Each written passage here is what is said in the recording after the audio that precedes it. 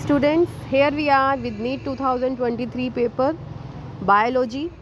यहाँ पर आपको नीट के जो 2023 में क्वेश्चन आए थे उनको अच्छे से एक्सप्लेनेशन के साथ समझाया जाएगा। तो let's start our first question. Given below are the two statements, one is labelled as assertion and the other is labelled as reason. Here the two statements are given. पहली स्टेटमेंट क्या कहती है? The first stage of gametophyte in the life cycle of moss is protonema stage. Second, protonema develops directly from the spores produced in the capsule. तो आपको ये check करना है कि दोनों स्टेटमेंट सही हैं या गलत।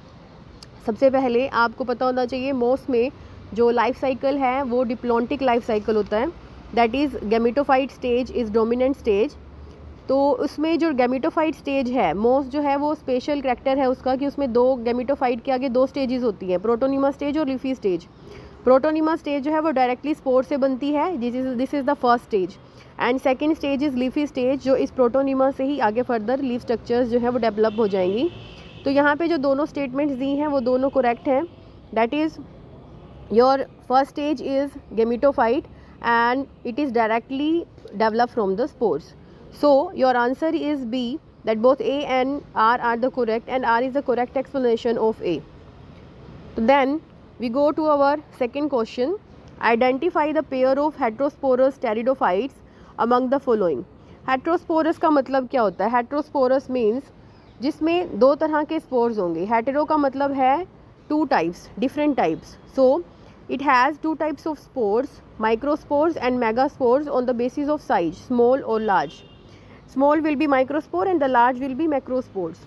तो दो तरह के स्पोर जो हैं इन प्लांट्स में से, इक्विसिटम, सेल्विनिया, लाइकोपोडियम, इन सब प्लांट्स में से हमारे दो प्लांट्स में मिलते हैं, that is your Selaginella and Salvinia. So your answer is C. Here you can see that this two plants having the heterosporous pteridophytes. Next, third question is family Fabaceae differs from Solanaceae and Liliaceae with respect to the stamens. Pick out the characters specific to family Fabaceae but not found in the Solanaceae और Liliaceae. तो इसमें आपको इन तीनों के characters पता होने चाहिए कि Fabaceae और Solanaceae और Liliaceae में क्या क्या करैक्टर्स होते हैं। जैसे कि आपके सबसे पहले अगर हम पढ़ें, जो Fabaceae फैमिली है इसमें 10 एंड्रोशियम होंगे हमारे। Fabaceae फैमिली में हमारे पास 10 एंड्रोशियम है और 10 एंड्रोशियम में से 2 अरेंजमेंट है 9+1। 9+1 का मतलब है 9 जो है वो मिलके एक ट्यूब बनाती हैं और एक जो है वो सेपरेट रह जाता है। So they are the 2 pipes are come there in Fabaceae। तो इसको हम बोलते हैं डाइडल्फस कंडीशन। और इसमें एंथर जो है वो बाइलोब्ड होगा, 2 लोब्स होंगे, सो इट इज़ डाइथिकस। तो Fabaceae के जो स्पेशल करैक्टर हैं वो है डाइडल्फस एंड डाइथिकस। जबकि Solanaceae और Liliaceae में करैक्टर्स अलग हैं। Solanaceae में जो है हमारे पास जो करैक्टर्स हैं वो है 5 सेपल्स होंगे इसमें। It is generally 5 segmented flower, जो 5 सेपल हैं और पेटल्स हैं और 5 ही स्टेमन्स हैं। It is a potato family and ovary जो होगी वो सुपीरियर होगी। और जो कार्पल्स हैं they are fused, 2 fused carpels are there and stigma is 2 lobed. But यहाँ पे हमारे पास नेक्स्ट है Liliaceae फैमिली। Liliaceae फैमिली के करैक्टर्स क्या होते हैं? इसके जो पार्ट्स हैं दे आर ग्रुप्ड इन 3। इसमें जो पेटल्स और सेपल्स हैं they are not distinct, they are the same. So they are said that they are the 6 tepals in the 2 whorl. 3 की वर्ल्ड में 2 बार होंगे और 6 ही स्टेमन्स हैं और they are the superior ovary. So here you can see आपको जो characters दिए हैं ऑप्शंस में, जिसमें से एपीफिलस, डाइथिकस या डाइडल्फस डाइथिकस, ये जो करैक्टर है इनके अकॉर्डिंग आपका जो करैक्टर है Fabaceae में वो है डाइएडल्फस एंड डाइथिकस एंथर। सो हमारा जो आंसर होगा यहाँ पर बी होगा। Our next question is axile presentation is observed in. You know what is axile presentation? Axile presentation में सेंटर में से डिफरेंट लोक्यूल्स बने होंगे और वहाँ पे आपके जो है आपके जो चैम्बर्स बनेंगे, लोक्यूल्स कहेंगे जिनको हम, जहाँ पे आपके जो है प्लेसेंटा लगे होंगे। तो इसको हम एक्साइल प्लेसेंटेशन बोलते हैं। तो एक्साइल प्रेजेंटेशन आपने बहुत कॉमन है, देखी हुई है। नींबू को जब आप कट करते हो तो उसमें आपको एक्साइल प्रेजेंटेशन दिखाई देती है। सो ऑप्शंस में देखो, सब में से मिला के अगर लेमन देखा जाए तो एक ही ऑप्शन में है, और China rose, petunia and lemon, they all have axile placentation. So next question is given below are the two statements. Endark and exarch are the terms often used for describing the position of secondary xylem in the plant body, and exarch condition is the most common feature of the root system. Here exarch और endark condition के बारे में है हमारे पास। exarch condition क्या होती है? These all both conditions are about primary xylem. सो एंडार्क और एक्सार्क कंडीशंस जो है they are related to primary xylem, not to the secondary xylem, जो कि आपको यहाँ पे लिखा है कि it is of the secondary xylem. So your the statement that is first statement is incorrect. Endarch and exarch is the term often used for the position of primary xylem in the plant body. Now what is exarch condition? Exarch condition means protoxylem is toward the periphery and metaxylem is toward the center, that is present in roots. While endark condition, protoxylem is toward the center and metaxylem is toward the periphery, means reverse, and that is present in stem. So here is the second statement is saying that exarch condition present in roots, and so your second statement is correct. So your answer is first statement is incorrect and the second statement is true. Now the next question, question number 6. Given below are the two statements. यहाँ पे भी आपको दो statement दी हुई हैं. That one is labeled as assertion A and the other is labeled as reason. First है आपका assertion, late wood has fewer xylary elements with narrow vessels and cambium is less active in winters. तो आपको इसमें पता होना चाहिए जो cambium है वो विंटर और ऑटमन के सीज़न में कम एक्टिव होता है, और जिसकी वजह से वुड जो है वो कम बनती है. There is a lesser quantity of the wood is form. तो such kind of wood that appears darker and having narrow vessels and smaller xylem and fewer xylem components. So and this kind of wood is called late wood in which fewer xylem elements is present, and we already said that cambium is less active in winter. So जो हमारे यहाँ पे ये terms दी हैं, assertion है और जो reason है क्यों हमारा लेट वुड में कम जाइलरी एलिमेंट्स हैं, क्योंकि कैम्बियम लेस एक्टिव होगा, तो इसलिए ये हमारी दोनों स्टेटमेंट सही हैं और it is the correct explanation. So our answer is B. Like both A and R are the true and R is the correct explanation of A. Now the next question is cellulose does not form blue color with iodine solution. क्यों? Because why the cellulose do not form blue color? देखो cellulose और जो cellulose है और starch है दोनों ही glucose के बने होते हैं. They both are the polysaccharide, but उनकी स्ट्रक्चर में डिफरेंस है. जो starch है उसमें जो स्ट्रक्चर होती है that is helical structure and also it is branched, जबकि सेल्यूलोज जो है वो अनब्रांच्ड लीनियर स्ट्रक्चर है और उसकी कोई हेलिकल स्ट्रक्चर भी नहीं होती. तो इसलिए जो स्टार्च है वो तो ब्लू कलर को, आयोडीन को जो है वो बाइंड कर सकता है, अंदर रोक सकता है, बट सेल्यूलोज जो है वो आयोडीन को रोक नहीं सकता. उसमें अंदर जो स्ट्रक्चर है वो ऐसी नहीं है कि वो आयोडीन को रोक सके, और स्टार्च जो है वो आयोडीन को रोक के ब्लू कलर प्रेजेंट करता है, और जबकि सेल्यूलोज जो है वो आयोडीन को बाइंड नहीं कर सकता, इसलिए वो ब्लू कलर भी नहीं देता. तो इसका रीज़न क्या हुआ? तो हमारा इसका रीज़न हुआ it does not contain complex helix. एक तो उसमें हेलिक्स नहीं है, और hence can not hold iodine molecule, इसलिए वो आयोडीन मॉलिक्यूल्स को होल्ड नहीं कर सकता. So answer is your D.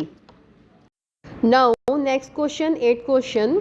Among eukaryotes, replication of DNA take place in. Replication of DNA का मतलब है DNA की डबल कॉपी बनना.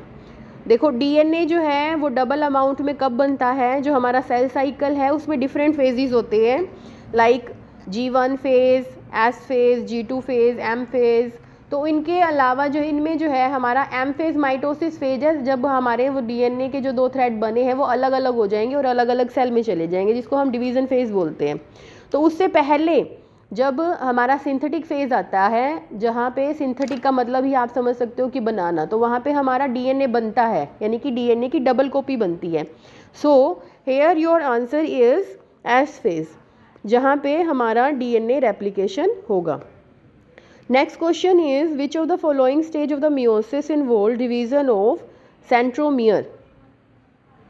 मियोसिस में कौन सी स्टेज पे सेंट्रोमियर जो है वो 2 हो जाते हैं, जिसमें सेंट्रोमियर डिवाइड हो जाएंगे, 2 बन जाएंगे, तो वो कौन सी स्टेज है। तो यहाँ पे हमारे पास जो अलग अलग फेजेस हैं हमारे, लाइक टीलोफेज, मेटाफेज 1 और 2 और एनाफेज। देखो टीलोफेज में क्या मेन करेक्टर होता है, टीलोफेज में हमारे कंप्लीट हो जाती है डिवीज़न, और जो 2 अलग अलग न्यूक्लियाई हैं, जो क्रोमोसोम्स हैं, वो अलग अलग न्यूक्लियाई में बाउंड हो जाते हैं, हमें दिखते हैं कि 2 अलग न्यूक्लियाई बन गए हैं। जबकि मेटाफेज में क्या होता है कि क्रोमोसोम जो है वो इक्वेटर, जो सेंटर प्लेट होती है, इक्वेटर प्लेट, तो वहाँ पे अरेंज हो जाते हैं एक लाइन में, ठीक है।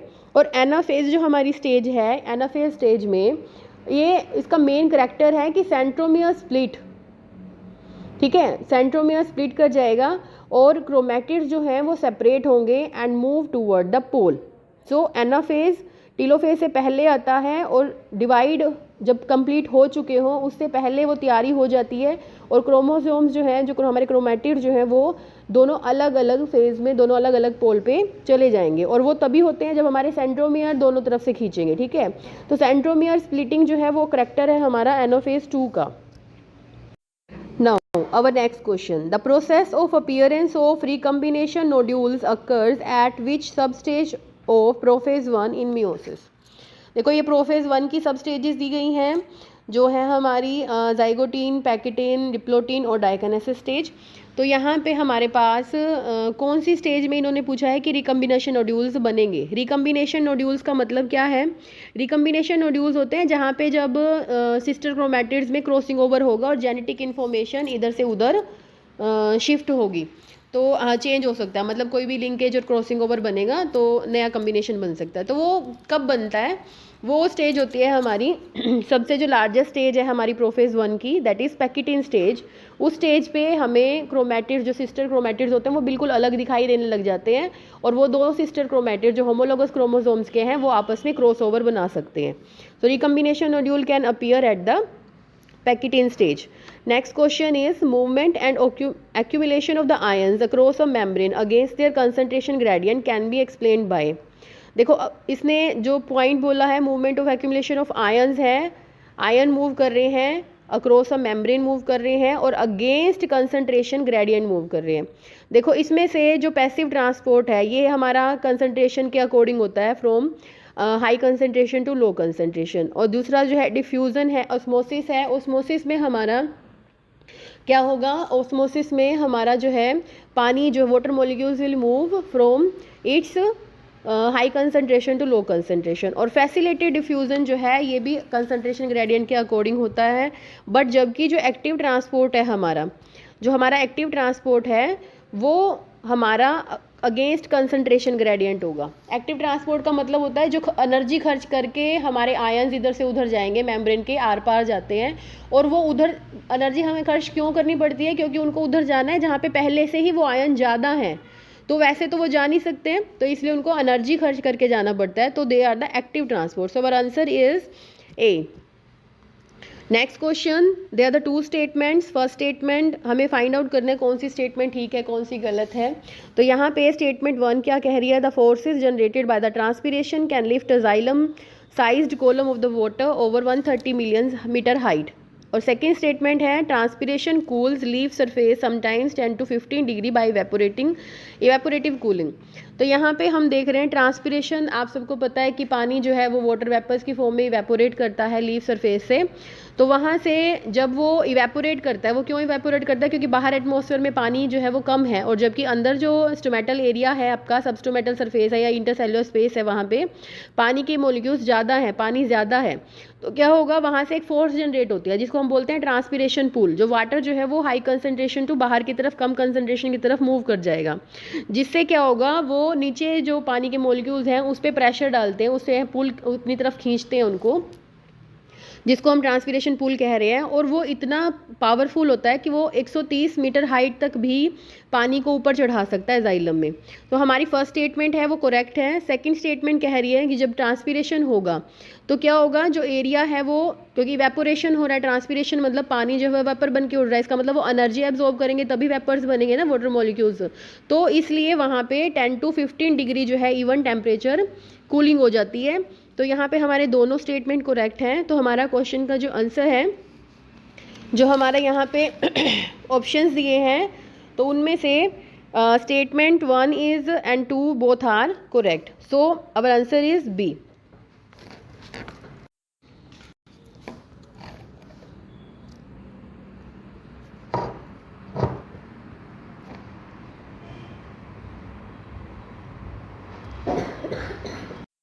नेक्स्ट क्वेश्चन है 16 क्वेश्चन हमारा। Given below are the two statements, one is assertion other is reason and you have to find out both are correct और incorrect and reason is the cause of assertion. So first है ATP is used as at the 2 steps in glycolysis, और second है हमारा first ATP is used in converting glucose to glucose 6 phosphate and second ATP is used in fructose 6 phosphate to fructose 1,6 biphosphate। तो यहाँ पे हमारे पास as you all know glycolysis जो है वो हर उसमें होती है, एरोबिक अनारोबिक दोनों रेस्पिरेशंस में होगी। तो ग्लाइकोलिसिस जो है ये स्टेप में आप सबको याद होगा 2 ATP सब बनते हैं, ठीक है। तो यहाँ पे इसने जो फर्स्ट स्टेटमेंट दी है, ATP में जो 2 इज़ यूज्ड इन 2 स्टेप्स, जो ATP जो है हमारे 2 खर्च हो रहे हैं यहाँ पे। तो ये जो है